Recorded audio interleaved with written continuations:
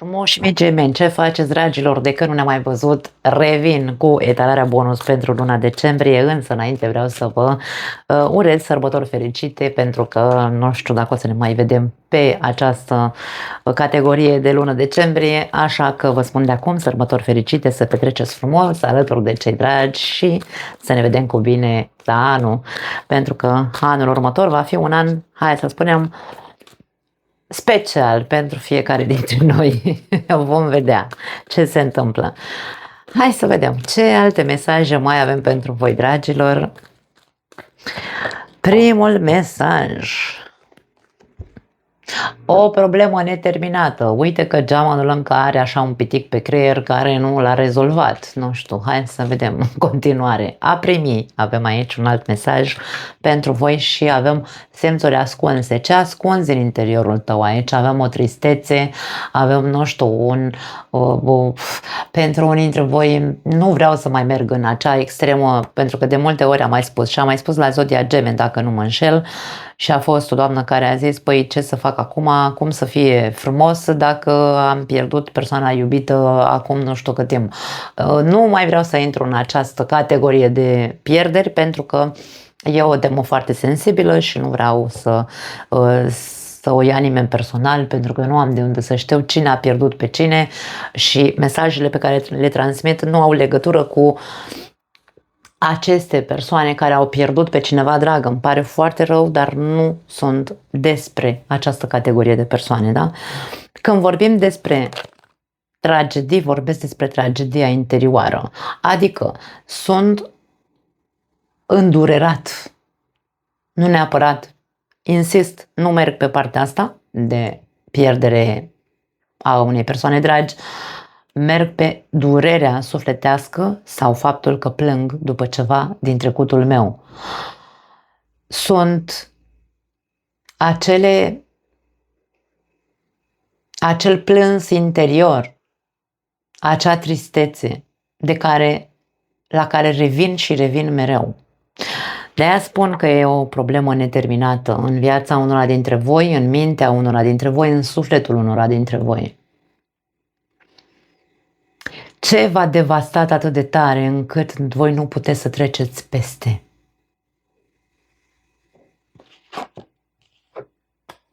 Vi se spune să vă deschideți către a primi, pentru că primiți. De primit, primiți, însă voi nu vedeți. Sau din cauza durerii, din cauza faptului că nu puteți să treceți peste acele emoții, sentimente și acea problemă neterminată în mintea voastră, nu puteți vedea ceea ce primiți. Nu pot să spun altfel. La capătul cărților avem mesajul de coerență.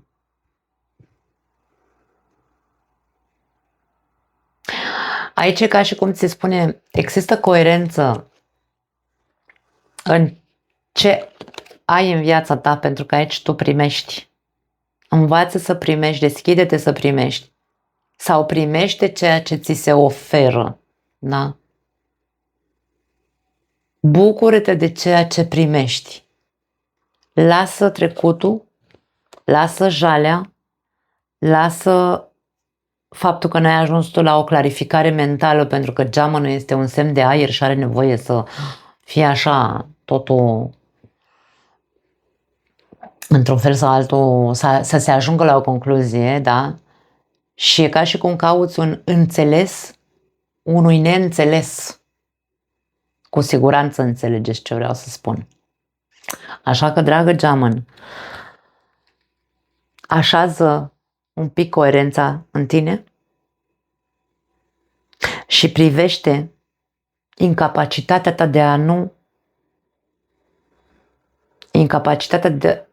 de a nu primi ceea ce ți se oferă în acest moment al vieții tale din cauza unei probleme cu care tu nu ți-ai încheiat conturile. Wow! Așa vin mesajele, dragii mei, știți că eu așa le zic, așa le primesc, așa le zic. Sau mă rog, așa le simt, că nu mi le dă nimeni, așa simt eu să transmit. Hai să vedem. Mai departe. Dacă ai o problemă cu care te confrunți și te afectează emoțional, poate fi vorba despre o reciprocitate. Aici avem două mâini, una care dă și una care primește și viceversa. Da? Există coerență în viața ta, pentru că aici e pus sub semnul întrebării. Tu oferi ceea ce primești? Sau viceversa? Primești, pardon, cum e viceversa? Stai că acum mi s-a făcut așa o încălceală mentală. Oferi la rândul tău în aceeași sau cu aceeași măsură cu care primești? Întrebare întrebătoare. Voi știți.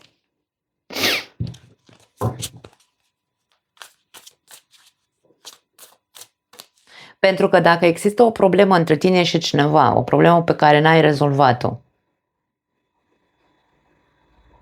și niciunul dintre voi nici nu mai oferă, nici nu mai vrea să primească de la celălalt, aici nu se pupă, da? Nu există coerență. De-aia spun, problemele vom ajunge la o concluzie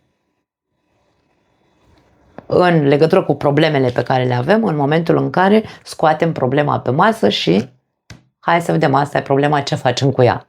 Da? Da. Nu ne servește la nimic să stăm, să plângem, să jelim și să zicem, vai de mine, ce bine era înainte de X eveniment și ia uite ce nasoală-i treaba acum între noi. Coerență, dragă geamăn. Ceva nu se pupă. Doi de cupe. Dragii mei, și voi, la fel ca berbecii, aici aveți o persoană lângă voi cu care aveți o afinitate foarte bună, însă nu ajungeți la un consens, nu ajungeți la o concluzie. Ce se întâmplă între voi? Poate că unii dintre voi aveți o relație cu un berbec sau, mă rog, nu știu, ascendent berbec sau și așa mai departe. Mesajul zice așa, unii oameni sunt ca dovleacul pentru condimentul tău, e ca și cum sunteți potriviți perfect în imperfecțiunea vieții, pentru că viața e cu de toate și voi știți cel mai bine despre dualitate. Viața e și cu bun și cu rău și cu frumos și cu urât și cu lumină și cu întuneric și așa mai departe. Dacă noi nu acceptăm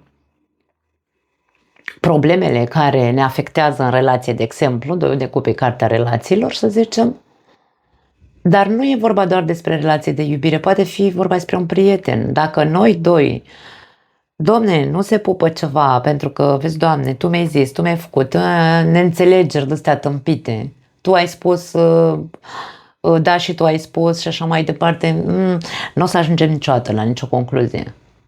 Sunteți alături de persoane cu care aveți afinitate sau alături de o persoană cu care aveți foarte mare afinitate.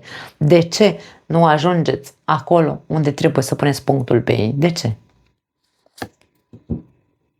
10 de cupe. 10 de cupe, cartea familiei fericite, să zicem așa. Are legătură cu relația, are legătură cu familia? Poate că da. Mesajul spune, uneori chiar există curcubeie și zâmbete. E ca și cum, ok, atât de multă jale, dacă în relația asta sau în relația asta de prietenie, ce-o fi ea, relația de iubire, nu contează. Ultima perioadă a fost așa tragică și, Doamne, ce chinuitoare și complicată și, nu știu, da, tristețe multă, în unul dintre voi cel puțin. Dar, Doamne, știm că suntem ok împreună. Sau cel puțin ne potrivim așa, ca nu ca în perete, cum zice aici cu dovleacul, da? Ca dovleacul pentru condimentul tău. Nu are o coerență acest mesaj. Eu le-am tradus din engleză, pentru că sunt în engleză, eu cu engleza stau cam prost, dar în fine. Ideea este, așa cum am spus, dacă există afinitate între voi doi, de ce să ne complicăm lucrurile mai rău din cauza unor puncte pe i pe care nu le punem.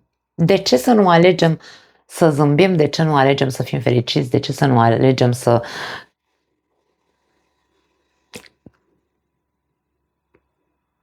credem că putem să fim fericiți din nou? În cazul în care aici s-a întâmplat, nu știu, o mare tragedie. Dacă sunteți singuri și aici vorbim despre persoane care și-au pierdut persoana iubită, de ce să nu vă mai dați o altă oportunitate să cunoașteți pe altcineva? Poate fi vorba despre asta și nu vorbim despre decesul persoanei iubite. Vorbim despre un abandon, vorbim despre o mare tristețe, o relație pe care pe tine te-a afectat foarte tare, da? Și în tine a rămas acolo problema aia nerezolvată în tine. N-ai înțeles de ce. De ce a trebuit să plece, de ce te-a lăsat, de ce habar n-am. Da? Așadar, poate că pentru unii dintre voi există o persoană pe lângă voi, pe care voi nu o vedeți din cauza durerii pe care încă o simțiți. Însă, de ce să nu vă dați voie să primiți ceea ce primiți de la această persoană? Pentru că este, într-un fel sau altul, să spunem așa, ceea ce ai tu nevoie. Este pansamentul inimii tale acum, în acest moment. Și de ce să nu te deschizi către o altă relație, 10 de cupe, către o altă relație sau către, nu știu, habar n-am, a construi. Eu zic de multe ori habar n-am. Când zic habar n-am, că au fost unele persoane care au zis tot zici habar n-am, ce înseamnă habar n-am? Habar n-am înseamnă puncte. Tu completezi tu acel habar n-am, da? Pentru că poate să fie orice. 10 de cupe, insist, este cartea fericirii, împlinirii sufletești alături de un 2 de cupe. Că dacă tot știi despre tarot, hai să vorbim în tarot, da? În limbaj tarotist sau nu știu cum vrei tu. Habar n-am. Și avem 2 de monede. Aici există nehotărâre pentru unii dintre voi. Avem 2 de 2 deja. Avem reciprocitatea asta care tot 2 mâini arată. Tu nu ești hotărât, tu nu ești coerent, tu nu știi ce vrei. Îmi pare rău, dragă geamăn. Degeaba suferi dacă nu te clarifici în capul tău ce vrei.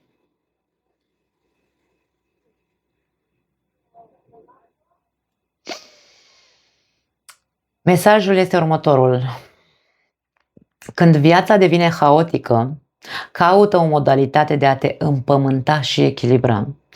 Mie vine să spun, ia-ți o pauză, stop joc, stop atât de multă jale, stop sau pune stop acelei concluzii la care vrei tu să ajungi. Nu te mai gândi, ieși din poveste, pentru că deja există un cert haos emoțional, cel puțin, la unii dintre voi. Și vedeți cum face să vă reechilibrați și să vă împământați. Puneți-vă cu picioarele pe pământ și priviți ce aveți în momentul de față. Dacă ceea ce ai în momentul de față nu se pupă cu ceea ce tu îți dorești, de-aia ți se cere coerență. Hotărăște-te odată ce vrei. Vrei în trecut, vrei în prezent, vrei un viitor lângă această persoană? Ce vrei? Cântărește, 2 de monede, cântărește și decide-te odată, pentru că probabil dai de mult timp în această energie. Avem 6 de spade. 6 de spade, cartea traumelor, este cartea bagajului pe care îl târâm după noi. Acum, pot fi 6 ani, poate fi 6 luni, poate fi vorba despre 6 luni în care ai tot cărat după tine ceva. Mesajul este următorul. Este timpul să scrii un nou capitol în viața ta. E ca și cum trebuie să ajungi la liniște sufletească. 6 de spade în tarotul clasic arată o persoană așezată în barcă cu un copil lângă ea, cum se cheamă ăsta care conduce barca? Habar n-am. Aici se zice barchero, nu știu, în spaniolă mă refer. Barcaș nu-mi sună în românește. Îmi inventez cuvinte, mă înțelegeți, da? Ăla care conduce gondolistul. Și acea persoană părăsește apele tulburi, adică valurile, da? Și pleacă. În depărtare se vede un țărm liniștit și luminos și apa limpede și lină. Așadar pleacă se îndepărtează de agitație și pleacă către liniște sufletească. Asta ți se spune să faci. Da? Să scrii un nou capitol, ducându-te către liniștea sufletească. Liniștește-te odată, indiferent ce s-a întâmplat, și împământează-te, devină coerent, ca să vezi că de fapt primești și tu nu vezi sau nu ești dispus să primești ceea ce deja primești. Wow! Foarte profunde mesajele, dragii mei. Hai să vedem pe iubire ce se arată aici cu îngerii iubirii. Ce au de transmis pentru zodia Gemeni.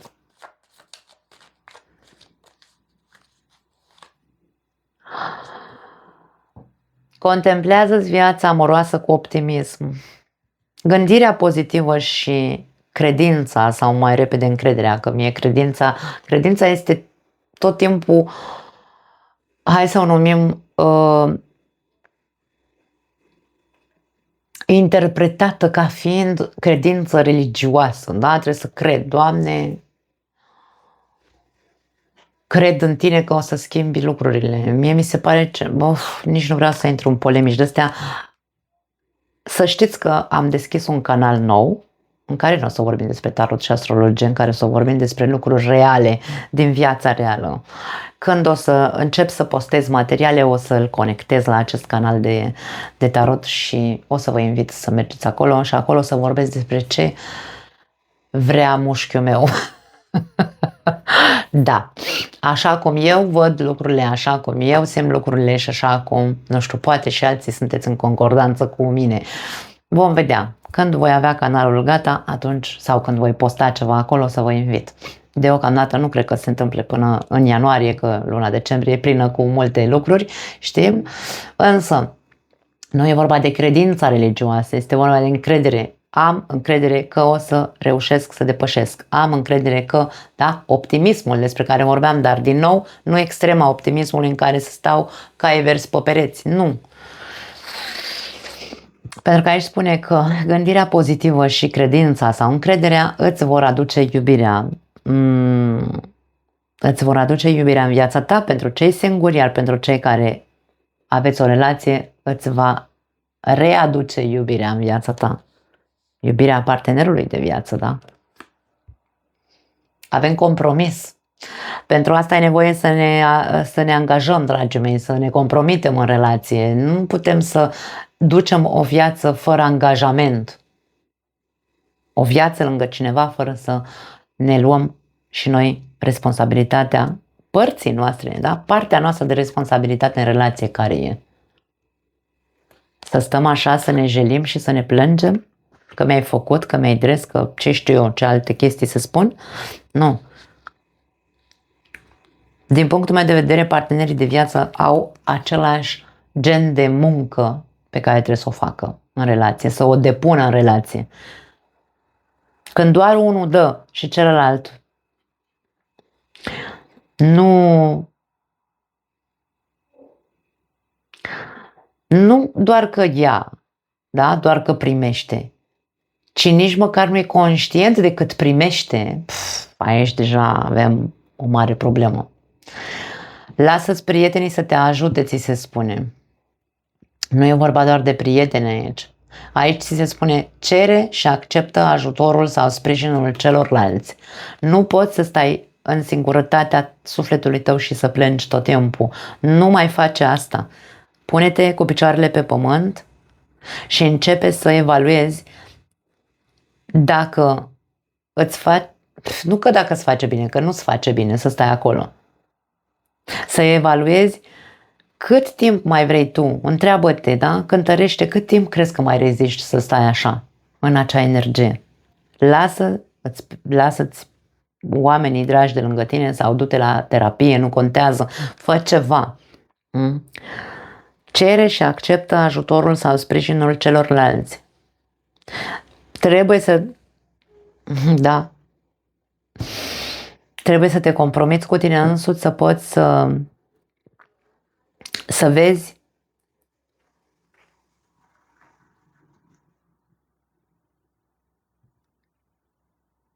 că viața mai are multe să-ți ofere și tu nu știu dacă le refuzi neapărat, ci pur și simplu nu le vezi. Avem izolare. Nu e despre a te izola, nu e despre a sta singur, nu e despre a te duce în vârf de munte, nu e despre a abandona această relație, nu e despre asta. Mie indiferent că sunteți sau nu într-o relație, mesajele sunt astea. Ridicați capul de la pământ. Îmi vine mesajul așa. Ridică capul de la pământ.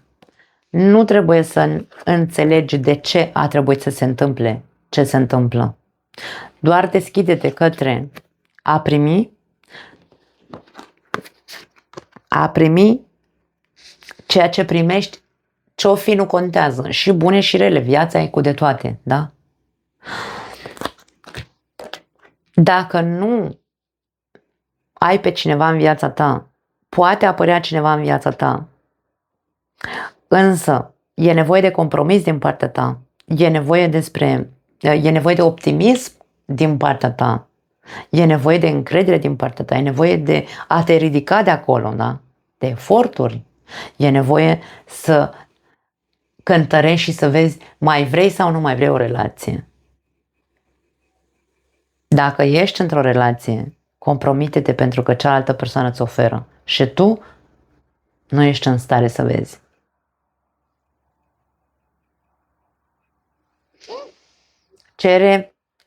Cere sfatul prietenilor, dacă ai prieteni de nădejde, bineînțeles. Dar cheia e la tine, tu trebuie să fii realist, tu trebuie să fii împământat sau, mă rog, cu picioarele pe pământ, da? Tu trebuie să-ți scrii un nou capitol în viața ta, din punct de vedere amoros. Mai departe.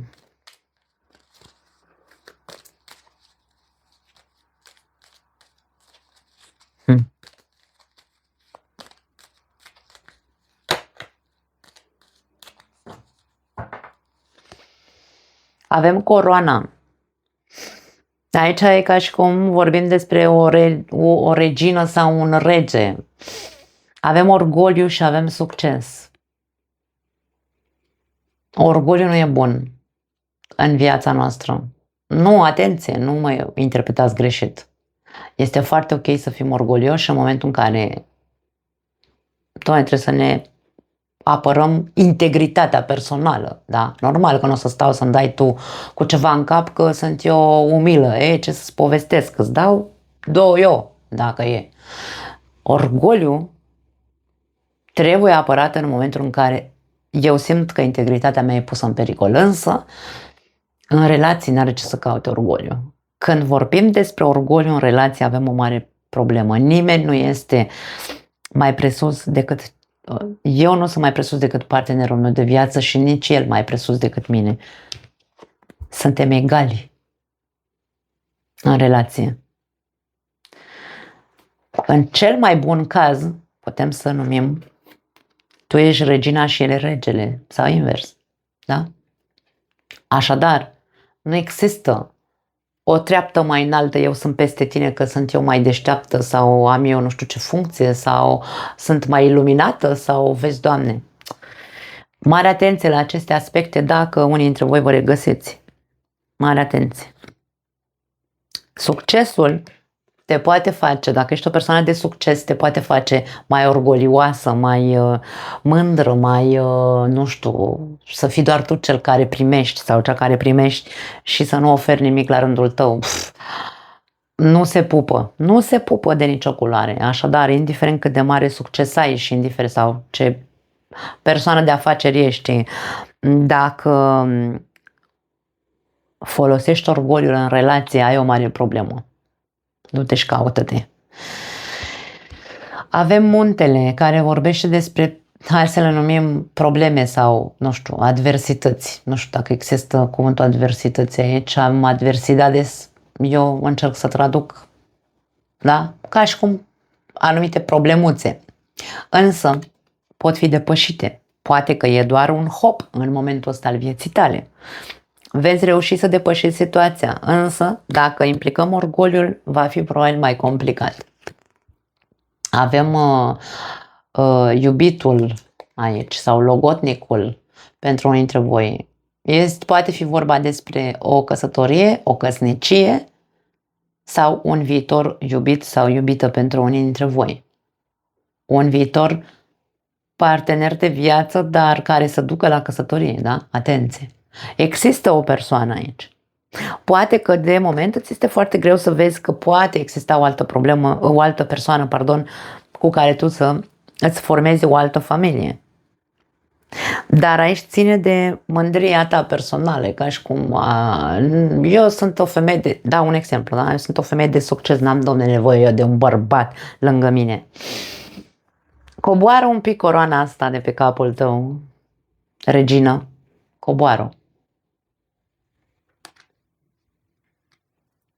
Și ieși din povestea aia care ți-o spui. Pentru că tu de fapt suferi că ești singură. Ok? Ia uite ce avem aici, un corazon. Uite că tot îmi iese asta. Banda aia care prinde mâneca, încă se ridică. Avem corazonul aici, dragii mei, iubire. O nouă iubire, o nouă relație romantică pentru unii dintre voi. Însă, aici, dacă aveți o relație, vorbim despre renovarea relației voastre, da? Nu m-aș duce atât de departe să zic a te reîndrăgosti de partenerul de viață, că dacă avem, dragii mei, peste 45 de ani, 50 de ani, nu ne mai reîndrăgostim, însă învățăm să iubim altfel persoana de lângă noi. Acea iubire cu adevărat pură, nu iubirea aia nebună care vezi, Doamne, m-a părăsit, ce tragedie, Romeo și Julieta. Nu. Iubirea după 45 de ani este diferită. E foarte diferită. Atunci este pură iubirea. Nu când e mamă, sex nebun și nimic altceva. Și adrenalină, că atât este când e de îndrăgosteală. După aia, când ajungem la iubirea aia pură, dar nu mai este adrenalina și sexul la ordinea zilei și incitarea și excitarea, nu ne mai place. Da, ce se face, asta e. Fiecare cum crede că își dorește să trăiască, dar hai să vedem alte mesaje. Avem aur. Nu ai nevoie de altcineva care să te repare. Tu te repari singur. Nu te subestima niciodată. Acum eu nu cred că unii dintre voi vă subestimați. Poate dacă unii dintre voi vă subestimați, ca și cum nu cred eu să mai am parte de o altă persoană pe care să o iubesc la fel cum l-am iubit pe celălalt. Nu știu, caută să-ți rezolvi aceste probleme. Și avem, potențialul tău este infinit. Bineînțeles că vei putea, bineînțeles că vei ieși de aici, bineînțeles că vei reuși să rezolvi absolut orice problemă pe care o ai din punct de vedere emoțional. Important este să vrei, important este să fii coerent, important este să fii cu picioarele pe pământ, conștient și deschis să primești și să conștientizezi că primești. Da? Și avem, nu-ți fie frică să cânți, nu-ți fie frică să spui ce te doare, nu-ți fie frică să spui ce-ți dorești, nu-ți fie frică să spui, inclusiv, nu știu, faptul că ești neîncrezător. Important este să începi să-ți scrii un nou capitol în viața ta, începând cu, aș spune eu, 2026 și nu te lăsa dus de gândul că ai nevoie de altcineva să te repare. Nu, noi singuri ne distrugem, singuri ne reparăm. Nu pot să spun altceva. Vă pup, dragii mei, ne vedem data viitoare.